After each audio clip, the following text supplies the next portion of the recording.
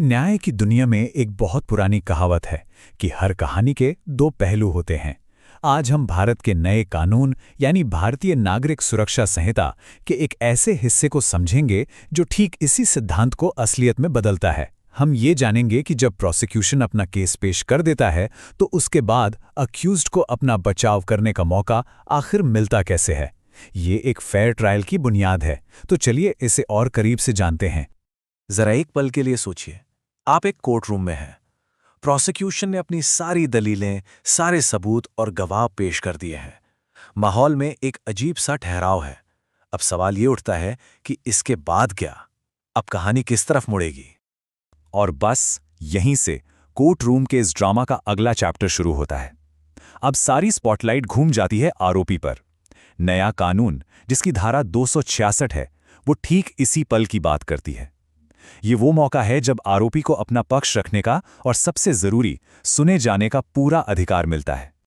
कानूनी भाषा में इस स्टेज को एक खास नाम दिया गया है, एंटरिंग अपॉन डिफेंस। इसका मतलब बहुत सीधा सा है कि ये ट्रायल का वो ऑफिशियल पड़ाव है जहां आरोपी को प्रोसिक्यूशन के केस को काटने के लिए अपने सबूत और अपनी दलीलें पेश करने का मौका दिया जाता है। तो इसकी शुरुआत होती कैसे है? देखिए, सबसे पहले तो अदालत आरोपी को कहती है कि वो अपना बचाव शुरू करे। इसके बाद आरोपी अपने सबूत पेश करता है और हाँ, उसके पास एक तीसरा ऑप्शन भी होता है। वो चाहे तो एक लिखित बयान भी जमा कर सकता है, जिसे मजिस्ट्रेट फिर कोर्ट के रिकॉर्ड का हिस्सा बना लेते हैं। लेकिन सोचिए, अगर बचाव के लिए कोई बहुत जरूरी गवाह या कोई दस्तावेज आरोपी की पहुंच से ही बाहर हो, तब क्या होगा? क्या इसका मतलब यह है कि वो एक मजबूत डिफेंस खड़ा ही नहीं कर सकता? नहीं, बिल्कुल नहीं। और यहीं पर कानून एक मददगार के तौर पर सामने आता है। ये कानून में एक बहुत ही पावरफुल चीज है। आरोपी मजिस्ट्रेट को एक एप्लीकेशन देकर अदालत से मदद मांग सकता है। वो ये दरख्वास्त कर सकता है कि किसी खास गवाह को बुलाया जाए या किसी जरूरी दस्तावेज को पेश करने का ऑर्डर दिया जाए, और अदालत के पास ये ऑर्डर जारी करने की पूरी शक्ति है। तो किस किस तरह की मदद मांगी जा सकती है? कानून इसमें कई ऑप्शंस देता है, जैसे किसी जरूरी गवाह को जांच के लिए बुलाने की मांग हो सकती है, या फिर प्रोसिक्यूशन के किसी गवाह से दोबारा जिरा, जिसे क्रॉस एग्जामिनेशन कहते हैं, उसकी रिक्वेस्ट की जा सकती है। इसके अलावा किसी खास दस्तावेज या कोई और चीज को बतौर सबूत पेश करवाने के लिए भी अदालत से मदद ली जा सकती है। लेकिन जाहिर है, इस पावर के साथ एक बहुत बड़ी जिम्मेदारी भी आती है। हर अर्जी को आंख बंद करके तो मंजूर नहीं किया जा सकता।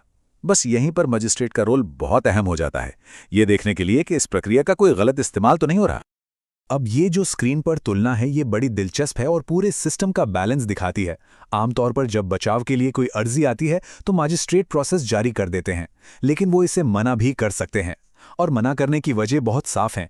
अगर उन्हें लगता है कि ये अर्जी सिर्फ किसी को परेशान करने, केस में जानबूझकर देरी करने या इंसाफ को भटकाने के लिए दी गई है। ये शब्द सीधे कानून से लिए गए हैं। परेशानी या देरी के उद्देश्य से या न्याय के उद्देश्यों को विफल करने के लिए। ये एक लाइन ही दिखाती है कि कानून बनाने वालों ने इस अधिकार के गलत इस्तेमाल के बारे में भी पहले से ही सोच रखा था। मजिस्ट्रेट को ये परखना होता है कि अर्जी के पीछे की नीयत क्या है। और हाँ, इस पूरी प्रक्रिया में ट्रांसपेरेंसी यानी पारदर्शिता सबसे जरूरी है। अगर कोई मैजिस्ट्रेट अर्जी को खारिज करते हैं तो वो ऐसा बस कहकर नहीं कर सकते। उन्हें इसका कारण लिखित में यानी इन राइटिंग दर्ज करना पड़ता है, और यही चीज न्यायिक प्रक्रिया को जवाबदेह और भरोसेमंद बनाती है।